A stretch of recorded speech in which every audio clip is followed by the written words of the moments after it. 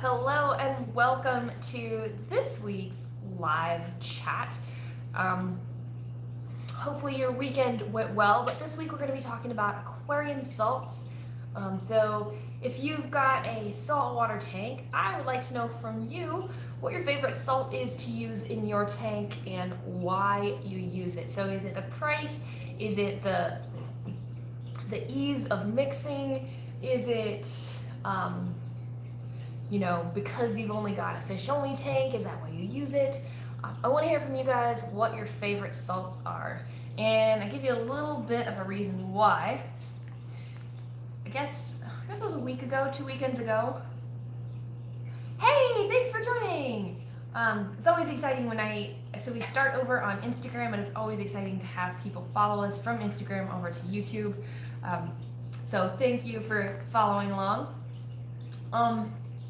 So the reason we're talking about salt today is because Amazon had this crazy sale where the buckets of reef crystals were like 21 bucks. You put them in the cart and the price dropped. It was great. So reef crystals are great for this tank. So I've only got fish in here, Frank. I've only got Frank in here, and it's good for this little tank back here. This is my quarantine tank.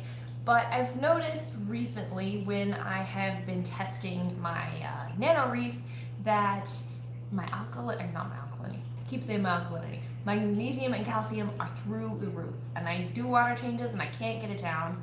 And if you read on the containers of reef crystals, actually, I might have one here to show you guys. All right, so, ta-da! So higher in magnesium and calcium, right? Okay, so that's probably why I'm having some issues with those high levels, is because it already comes stacked with a bunch of that extra in there, which is great if you need it, but I am more of the mindset I would rather you leave it out, and then if I need to add it, if there's not enough, if my corals are consuming it and taking it in, and my levels are low, then I can go ahead and dose something else. So I think it's Seachem Refusion 1 and 2.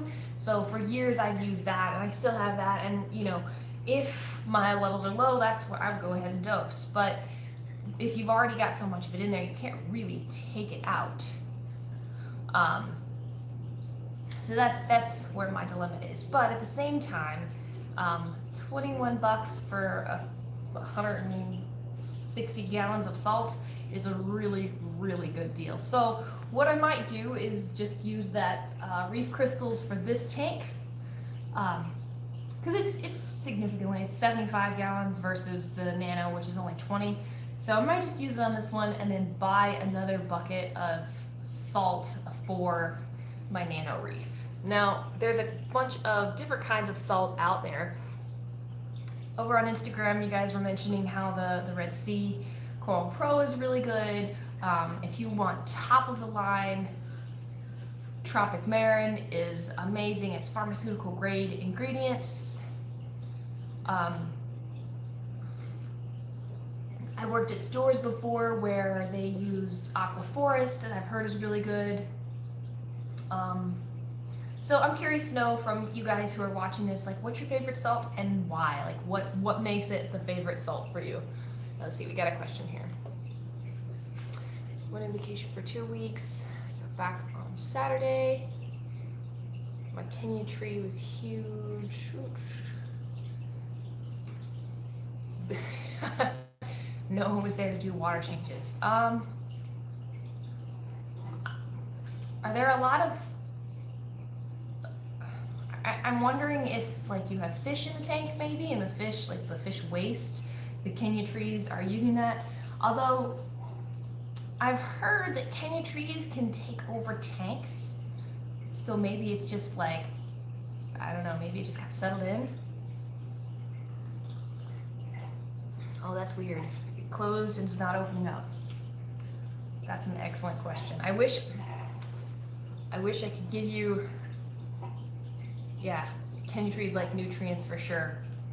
So if there were no water changes going on during that, then maybe they're completely utilizing everything that's in the water. There's somebody I know on Instagram that they're always talking about how they didn't have fish in their tank, and it was such a problem because without the fish there weren't enough nutrients in the system. Even feeding and stuff, they ended up going and buying some fish for their tank. I don't have any fish in my tank. Oh man, that's interesting.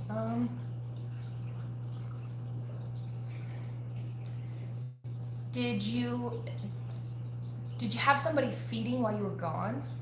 I wonder if they maybe got a little heavy-handed when feeding.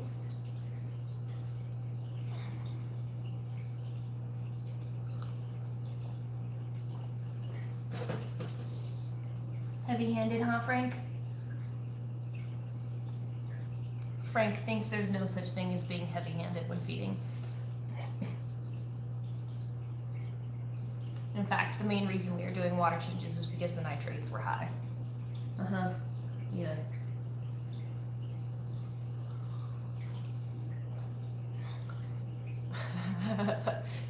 Yes, he does. Frank, I think, would eat all throughout the day if he had the option. So that's interesting. Like when you go on vacation, how do you prep? Like if you're only going for like a day or two, poor Frank here. Frank gets fed really heavily before I leave, and then again really heavily when I get home. But if I'm gone for more than like 3 days, two or 3 days, I'll typically have somebody, whoever is watching my pet pig, I'll have them feed the tanks.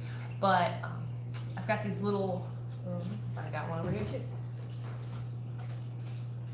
These awesome little Tupperware containers. So I'll just like pre-portion food in here. And then so all they have to do is dump it in. There's no like, oh, Frank looks like he's hungry, he's spitting more water. And Frank suckers him into like feeding the whole container of food. Yeah, I can see you doing that, buddy. Mm-hmm.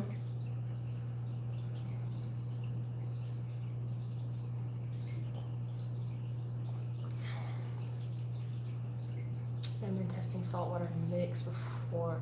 Oh, that's a good idea. Oh shoot. I feed my coral a lot, dude. Okay.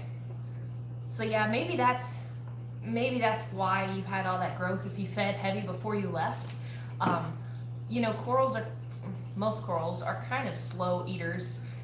So if it was a heavy feeding before you left, and then it just like they're slowly absorbing those nutrients that are in the water, I mean, that could very well be what it is. Plus, say kingdom trees, I've known tanks where they just take over tanks, so maybe it was just like it was having like a really good week or so.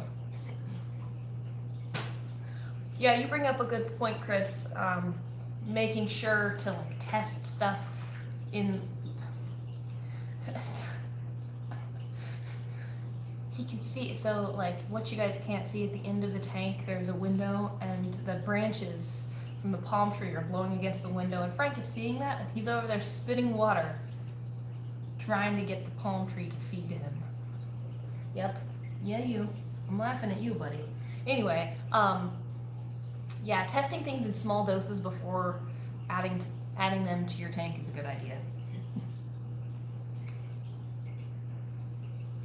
I'm trying to think of what else you would add, like test in small doses. Something, well, not testing, but when you add sand to your tank, yeah, add that really, really slow.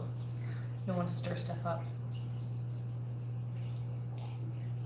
Medications is another one. So, man, when I get rid of this, so I'm selling a 180-gallon tank, and I've got the stand for it sitting like just off of the camera. And when I get rid of it, I'm not gonna have anywhere to set all of this stuff. So adding stuff slowly. So this is a medication I've got for my quarantine tank. Half the dose, maybe even less than half the dose, and slowly build it up. Something else to add slow. I've got Dr. Tim's Waste Away, so I'm using that. I'm trying to battle phosphates over in my Nana reef. And it's really cool actually, because on the bottle it says, you know, use half the dose. think it's like use half the dose and then build up. So that's another like medications that you can add, or basically like I feel like any sort of like liquid, anything you're gonna put in your tank, add it slow. Don't just like dump it in at the full dose. You have medications. Ooh, what kind of medications?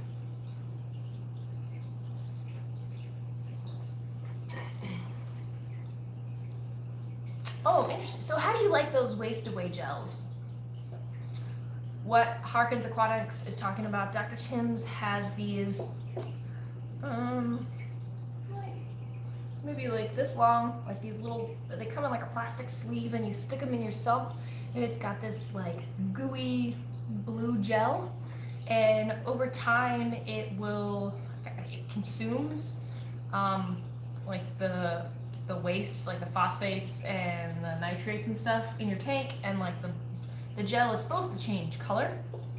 I've tried them before and I haven't had a lot of success with them, but I know other people who have used them and have been very successful with them. So, oh, thank you. So you mentioned my sailfin tank. He's a Desjardins, kind of like, kind of reminds me of like Mustard. So his name is Colonel Mustard, but when I got him, when he was a baby, the store that I worked at, he might have been like teeny tiny, like silver dollar sized. And he had all that really bad scarring on him, and they were gonna just leave him for dead, and they're just gonna like toss him out because it's like, oh, he's gonna be scarred forever. Nobody's gonna want him. He's ugly. He won't sell. And I was like, no, I can't do that. So Colonel Mustard's been with me since he was a wee little teeny tiny fish, and yeah, he's still scarred really bad. Not bad, like head and lateral line from when he was a baby, but it hasn't gotten any worse. So he's got some cool battle scars, right? Works so far. Waste away gel. So the waste away gel works so far, causing the nutrients to lower a little faster. And we're like, oh well, it's good that it's working. It's good that it's working. We don't want it to go. Those nutrients, just feed a little bit more, right? Frank says feed more.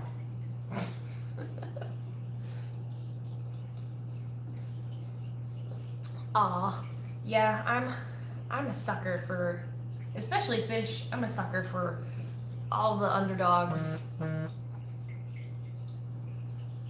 I can't say that Frank was an underdog. Frank was not even close to an underdog. Frank, so I knew I wanted a cowfish for a while. I would go to the store and I would watch them, and there's like 4 or 5 cowfish in one little tank at the store. And I'm like, oh, I'm not gonna go on today, I'm gonna come back. And I literally went to the store probably like 3 or 4 times that week. And the last time I went, I saw Frank, and Frank was kind of being a butthead, and he was like bullying and harassing one of the other cowfish. There was one of them that was like half dead on the ground, and there's another one that was like swimming kind of funny, and he looked bad, and I was like, oh no.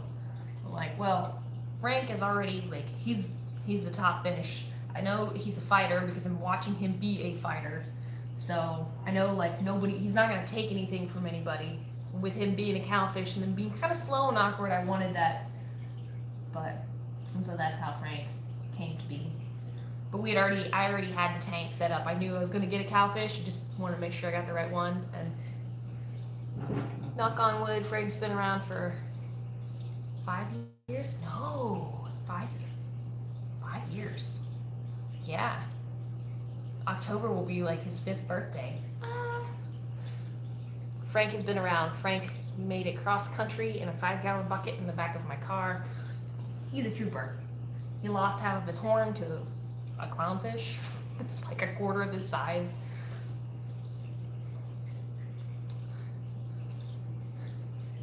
I double my auto feeder dosage. Yep. All right. Well, speaking of, yes, he is. Speaking of auto feeders, I am the auto feeder for Frank. So I'm gonna hop off here and go ahead and give Frank his dinner, his first dinner. He'll probably have second dinner and maybe third dinner tonight. Who knows? Depends on how many times he suckers me, right? All right, guys. Thank you so much for tuning in. I really appreciate it. Hopefully your Kenya tree opens up a little bit more and you see some more of that flow and that fullness that you were looking for. And I appreciate you guys talking salt with me. Stay tuned, come back next week. If you've got anything you would like to talk about during our live chats, I would love to hear from you guys. It's a great community, so always curious to know what everybody is thinking, what's going on in the hive mind. So these two, they've been together for a while. Let's see if I can, it's kind of hard. So I've got a good bit of, this holder's not gonna let me show you, but so on both sides of the tank and kind of off in the middle and the bottom, I've got a lot of different hiding spaces for everybody. So really like a lot of rock work and hiding spaces is how I keep them from, beating up on each other. Yes, they're outgrowing this tank, which is why I'm trying to get a bigger tank. So hopefully as soon as I can get my 180 gallon system sold, I can get a large tank and yeah. But one of the tricks that somebody taught me, especially with zebrosomas that are the same body shape, a lot of times if you can put them in together at the same time, so these guys have been in together since they were babies. We put them in